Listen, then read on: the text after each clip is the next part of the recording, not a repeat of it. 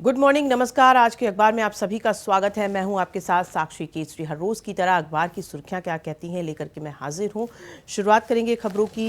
सबसे पहले अमर उजाला की बात कर लेते हैं। देखिए, ये खबर सभी न्यूज़पेपर के हेडलाइंस में शामिल किया है। न्यूज़पेपर में पूर्वोत्तर के राज्यों में आपको बता दें कि सैन्य बल विशेषाधिकार कानून यानी अफस्पा को पूरी तरह से हटाने का प्रयास जारी है। कल प्रधानमंत्री नरेंद्र मोदी ने इस बात का ऐलान किया है और प्रधानमंत्री नरेंद्र मोदी ने कॉर्बी आंगलोंग जिले के दिप्सू में अमृत सरोवर परियोजना की आधारशिला रखी और उसके बाद उन्होंने मंच से कहा कि चूंकि 8 सालों में कानून व्यवस्था बेहतर हुई है और 75% हिंसा में कमी आई है, यानी कानून व्यवस्था जिस तरीके से कानून व्यवस्था बेहतर हुई है उसी तरीके से अब इसको देखते हुए सैन्य बल विशेषाधिकार कानून को हटाने का प्रयास प्रधानमंत्री नरेंद्र मोदी के द्वारा किया जा रहा है। तो पहले धार्मिक हिंसा हुआ करते थे पूर्वोत्तर में, ऐसा कहना था प्रधानमंत्री का, लेकिन अब उस हिंसा के मामले में 75% की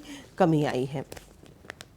तो आपको बता दें कि अब इसके बाद पूर्वोत्तर राज्यों को अफस्पा कानून से राहत मिलने की पूरी उम्मीद है। वहीं और दूसरी खबरों की बात कर लें तो देखिए, मौसम की बात कर लेते हैं। चूँकि लगातार गर्मी बढ़ती जा रही है और ऐसे में बिजली का संकट गहराता जा रहा है। चुभती गर्मी में कई ऐसे राज्य हैं जहां पर बिजली का संकट लगातार मंडरा रहा है। वहीं देश की राजधानी दिल्ली में भी बिजली का संकट देखा जा रहा है और इसके लिए आपको बता दें कि दिल्ली के ऊर्जा मंत्री सत्येंद्र जैन ने एक आपातकालीन बैठक भी बुलाई थी और इस बैठक में उन्होंने कहा कि कोयले की मात्रा चूंकि घट गई है, कोयला नहीं है, तो इसकी वजह से ये संकट जो है पैदा हो रहा है और हो सकता है कि मेट्रो भी रुक जाए। तो आधा दर्जन से भी ज़्यादा ऐसे राज्य हैं जहां पर बिजली संकट देखा जा रहा है, जिनमें उत्तराखंड, झारखंड, आंध्र प्रदेश, तमिलनाडु, महाराष्ट्र और पंजाब है, जहां पर बहुत ज़्यादा बिजली का संकट बढ़ गया है। लेकिन इसके लिए काम किया जा रहा है। ये कहा जा रहा है कि कोयले की कमी है, इसी वजह से दिक्कतों का सामना करना पड़ रहा है। लेकिन अब इसमें राहत कब मिलती है ये देखने वाली बात होगी।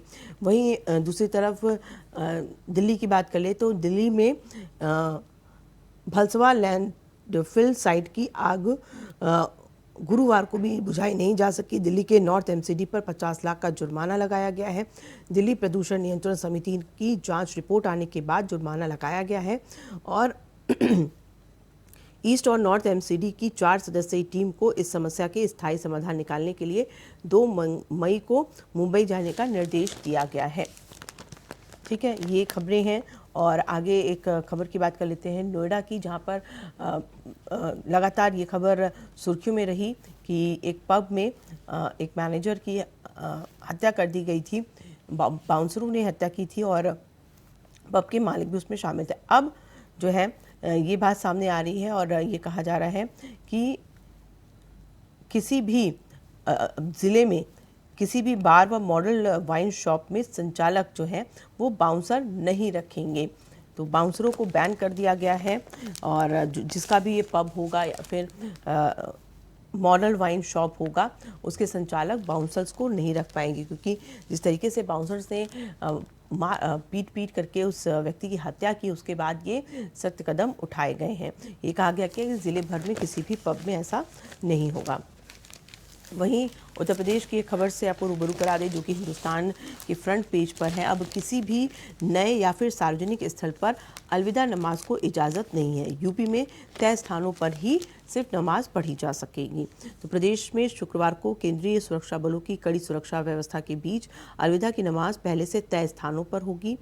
ये किसी भी अन्य अथवा सार्वजनिक स्थान पर इसकी इजाज़त नहीं दी जाएगी। यूपी में करीब 22,000 लाउड स्पीकर हटाए गए हैं और बता दें आपको कि इसमें 53 कंपनी सुरक्षा बल सुरक्षा की दृष्टि से तैनात किए गए, 52,000 से अधिक लाउड स्पीकर की आवाज़ कम की गई है, 30,000 धर्मगुरुओं ने प्रशासन से संपर्क किया और इसके लिए पहल की। कहीं भी विरोध नहीं देखा गया लाउड स्पीकर जब हटाए गए हैं तब। तो अब तक करीब 22,000 लाउड स्पीकर हटा लिए गए हैं, जिसमें एडीजी प्रशांत कुमार का ये कहना है कि कानून व्यवस्था बनाए रखने में धर्मगुरुओं का पूरा सहयोग मिला है। शांतिपूर्ण माहौल में अलविदा की नमाज अदा करने के पूरे प्रबंध किए गए हैं। तो उत्तर प्रदेश से ये खबर, जहां यूपी सरकार की तरफ से दिए गए आदेशों का पालन किया जा रहा है और लगातार लाउड स्पीकरों को हटाने का काम जारी है। वहीं कोरोना से जुड़े आपको एक खबर से रूबरू करा दें, जिसमें कि राहत भरी खबर ये है कि कोरोना की चौथी लहर के आसार कम हैं। हालांकि संक्रमित हो रहे हैं लोग। तो बता दें आपको कि देश के कोरोना के मामले बढ़ रहे हैं। इसके बावजूद तमाम राज्य आश्वस्त हैं कि चौथी लहर की संभावना बेहद क्षीण है। माना जा रहा है कि नए संक्रमणों में बढ़ोतरी होगी, पर पहली, दूसरी और तीसरी लहर जैसी स्थिति नहीं होगी। ये राहत की बात है। और जिन राज्यों में संक्रमण बढ़ रहा है वहाँ रुझान पहले की लहरों की भांति तीव्र नहीं है। संक्रमण बढ़ने के बावजूद अस्पतालों में भर्ती होने वालों की संख्या बहुत कम है। लोग संक्रमित हो रहे हैं और होम आइसोलेशन में ही 3 से 4 दिनों में ठीक हो जा रहे हैं। उन्हें अस्पताल जाने की ज़रूरत नहीं पड़ रही। तो कहीं ना कहीं राहत की बात है, क्योंकि कोरोना के चौथे वेव को लेकर के जिस तरीके से चिंता जाहिर की जा रही थी, जो वैज्ञानिक है लगातार कह रहे थे कि चौथी लहर आएगी, तो उसकी शुरुआत तो कहीं ना कहीं देखी जा रही है। लेकिन राहत की बात है कि ये ज़्यादा तीव्र नहीं है, संक्रमित लोगों को कर रहा है, लेकिन लोग होम आइसोलेशन में ही रह करके एक घरेलू चीज़ों को ही अपना करके ठीक हो जा रहे हैं 3 से 4 दिन में। अब चूँकि इस चौथी लहर में बच्चों में संक्रमण बहुत ज़्यादा पाया जा रहा है, क्योंकि बच्चे स्कूल जा रहे हैं, तो ऐसे में उनके अंदर संक्रमण पाया जा रहा है। लेकिन राहत भरी खबर यह है कि बच्चे संक्रमित अगर हो भी रहे हैं तो वो 3 से 4 दिनों में वो ठीक भी हो जा रहे हैं। तो इससे ज़्यादा चिंता करने की ज़रूरत नहीं है। तो ये रही तमाम खबरें जिस पर आज नज़र बनी रहने वाली है हमारी, और आगे भी जो खबरें होंगी उन पर अपडेट हम आपको देते रहेंगे। जो भी नई खबर होगी उससे आपको रूबरू कराते रहेंगे। फिलहाल आज के अखबार में इतना ही। कल फिर हाजिर होंगे, तब तक के लिए नमस्कार।